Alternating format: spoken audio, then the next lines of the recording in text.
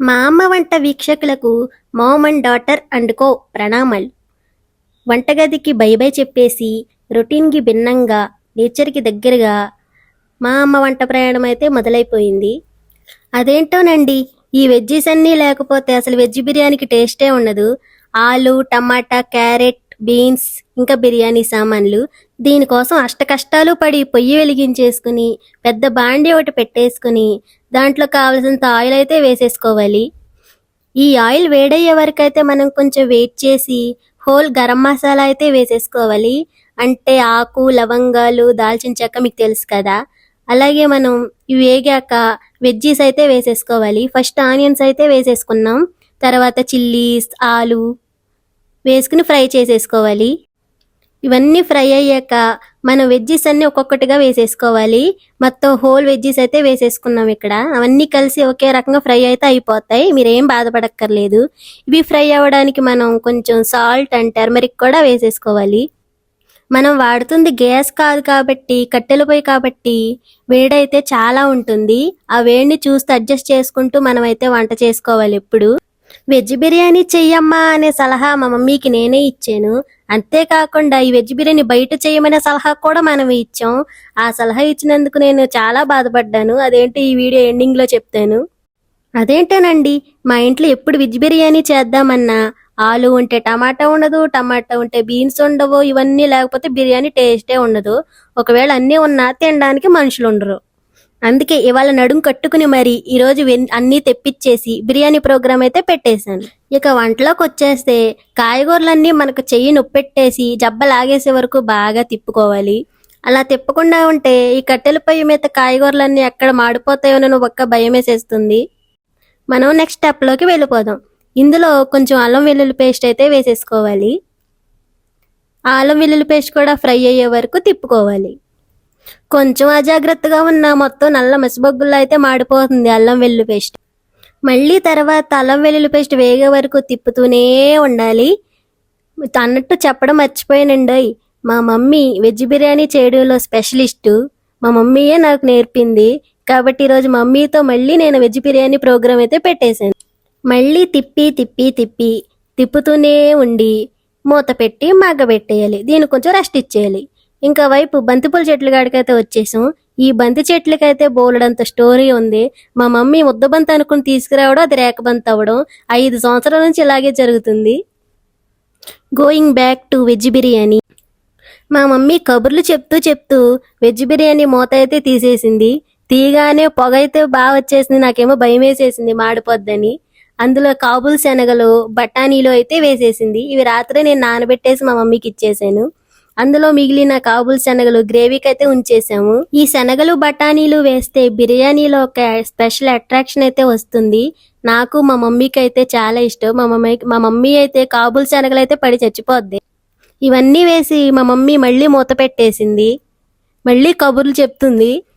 మా బ్రదర్ని కరివేపాకు కొయ్యమంది.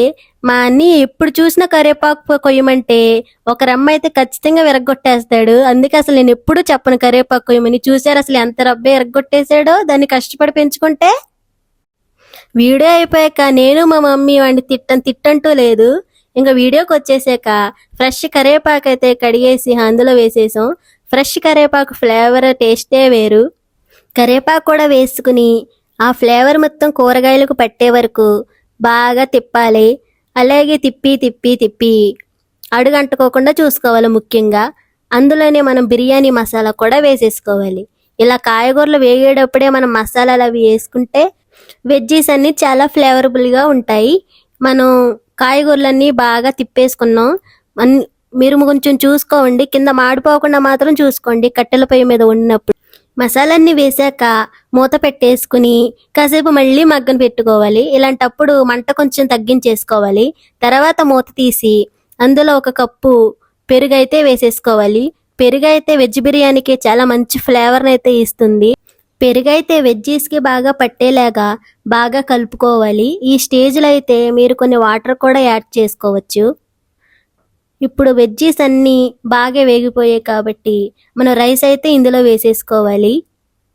నేను ఇక్కడ 1 kg రైస్ అయితే యూజ్ చేశాను. 1 కేజీ బియ్యానికి సరిపడా వాటర్ అయితే ఇక్కడ పోసేసుకోవాలి. ఈ స్టేజ్ లోనే మనం సాల్ట్ అయితే అడ్జస్ట్ చేసుకోవాలి. రైస్ కాబట్టి సాల్ట్ మన వెజ్జెస్ లో వేసిన దానికంటే కొద్దిగా ఎక్కువే పడుతుంది. మీరు చూసుకుని వేసుకోవాలి ఖచ్చితంగా. ఇలా కొత్తిమీర చల్లేసి మూత పెట్టేయడమే. ఇంకా వెజ్ బిర్యానీ ఫినిష్ అయిపోయినట్టే. ఇంకా వెజ్ బిర్యానీని ఇంకా మూత తెరిచి చూసేద్దాం. అసలే ఆకలేసేస్తుంది. వావ్, ఎమ్మీగా అయితే వెజ్ బిర్యానీ తయారైపోయింది. ఇంకా మా మీల్ మేకర్స్ చూసారా, నాది మా అన్నయ్యది ఫేవరెట్. మేమిద్దరం కొట్టుకుని ఏరుకుని మరీ తింటాం. అయ్యి ఇంట్లో ఎవరో తినరు. ఎలాగో ఉల్లిపాయలు ర్యాకెట్ వేసుకుని స్టార్స్ మీదకి ఎక్కేసి ఇంకా మేము దిగమంటున్నాయని కర్రీకి బదులు గ్రేవీ అయితే చేయమని చెప్పేశాను మా మమ్మీకి. దానికోసం మొత్తం రెడీ చేసి అయితే ఇచ్చేసాను. ఇంకా కడాయిలో ఆయిల్ పోసుకుని బిర్యానీ సామాన్లు ఇంకా అందులో కొన్ని కట్ చేసిన మిర్చీస్ అయితే వేయమని చెప్పేశాను. నేను ఇక్కడ ఒక పేస్ట్ అయితే తయారు చేసి ఇచ్చేసాను. ఈ పేస్ట్ ఇంగ్రీడియంట్స్ ఏంటంటే ఎండు కొబ్బరి, టమాటాలు, గసగసాలు, నువ్వులు, దాల్చిన చెక్క, 2 యాలకులు, 2 లవంగాలు కలిపి పేస్ట్ అయితే చేసేసాను. ఈ పేస్ట్ని ఆయిల్లో అయితే వేసేసాను. ఈ పేస్ట్ వేసినప్పుడు మాత్రం మంట చాలా తక్కువలో ఉండాలి. హై ఫ్లేమ్లో ఉంటే అడుగంటిపోతుంది. ఈ పేస్ట్లో నేను వెజ్ బిర్యానీ కోసం చేసిన కాబూల్ శనగలు ఇంకా బఠానీలు కొన్ని ఉంటే వేసేసాము. ఇందులో మళ్ళీ ఫ్రెష్ కరివేపాకు కూడా వేసేసాం మా అన్నని తిట్టుకుంటూ. గ్రేవీనైతే బాగా వేగనివ్వాలి ఆయిల్లో. అది ఎంత బాగా వేగితే దాంట్లో ఫ్లేవర్ అయితే అంత బాగా వస్తుంది. గ్యాస్ మీద అయితే 10 మినిట్స్ హై ఫ్లేమ్లో ఉంచి 5 మినిట్స్ లో ఫ్లేమ్లో ఉంచాలి. ఈ కట్టెల పొయ్యి కాబట్టి చాలా కన్ఫ్యూజన్గా అయితే ఉంది. అయినా సరే ఇది చివరికి చాలా ఎమ్మీగా అయితే వచ్చింది. కట్టెల పొయ్యి మీద ఎవరైనా కొంచెం చూసుకుని చేసుకోవాలి.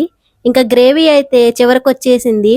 అందులో కొద్దిగా వాటర్ పోసేసి పైన కొత్తిమీర చల్లేసి బాగా మిక్స్ చేసుకోవాలి. ఇందులో ఇంకా ఎలాంటి మసాలాలు యాడ్ చేయట్లేదు. అవి మసాలాలు యాడ్ చేస్తే ఇంకా ఘాట్ అనేది ఎక్కువైపోతుంది. ఇంకా బిర్యానీలోకి ఈ గ్రేవీ అయితే చాలా ఎమ్మీగా అయితే ఉంటుంది. మా వాళ్ళందరూ చాలా పెద్ద పెద్ద లొట్టలు అయితే వేసుకుని తినేస్తారు. మా మమ్మీతో అప్పుడప్పుడు ఈ బిర్యానీ అయితే చేయించుకుంటాం మేము. అసలే మంటంతా వచ్చేస్తుందని మేము భయపడుతుంటే మా మమ్మీ ఇంకా పుల్లలు ఇరిచేసి మరీ పొయ్యిలో పెడుతుంది. మా మమ్మీ ఒక పెద్ద అల్లరిపిల్ల. ఇంకా గ్రేవీ విషయానికి వస్తే చూసారు కదా గ్రేవీ ఎంత ఎమ్మీగా ఉంది. ఈ స్టేజ్లో మనం గ్రేవీని అయితే ఇంకా దించేసుకోవాలి. మన special veg biryani with gravy అయితే తయారైపోయినట్టే. ఇంకా టేస్ట్ చేయడానికైతే మా మమ్మీ రెడీ అయిపోయింది. ఇంకా తిప్పింది చాలు మమ్మీ, ఇంకా ఆకలి వేసేస్తుంది బాబోయ్ అని అరిచేసాము. ఇంకా మా మమ్మీ అయితే తిప్పడం ఆపేసి ముందు తను టేస్ట్ చేయడం అయితే మొదలు పెట్టేసింది. ఈ వెజ్ బిర్యానీ ప్లాన్ పుణ్యమా అని ఖచ్చితంగా ఈ రోజైనా ఒక 1 కేజీ అయితే తగ్గిపోతాను. ఫస్ట్ చెప్పాను కదా ఈ సలహా అసలు అనవసరంగా ఇచ్చానని. దీనికోసం వాటర్ నుంచి ప్లేట్స్ వరకు, స్టూల్స్ నుంచి బియ్యం వరకు మొత్తం అన్నీ నేనే జారేసాను. ఇంట్లో నుండి బయటికి వచ్చి దెబ్బకి నేను ఒక 10-15 రౌండ్లు అయితే వేసేసాను. ఇంకా నెక్స్ట్ డే నేను ఎక్సర్సైజ్ అయితే చెయ్యక్కర్లేదు. ఇక్కడ 1 కేజీ మినిమం 2 కేజీలు అయితే నేను తగ్గిపోతుంటాను. దానికోసం నాకు పెట్టిన ఈ వెజ్ బిర్యానీ మొత్తం నేను లాగించేసాను. అసలు నాకు తిన్నట్టే లేదు. ఏదేమైనా మా మమ్మీ చేతి వెజ్ బిర్యానీ గ్రేవీ అయితే సూపర్. అసలు మీకు కూడా ఇలాంటి అల్లరి మమ్మీ ఉంటే లైక్, సబ్స్క్రైబ్ ప్లీజ్. మా అమ్మ వంట.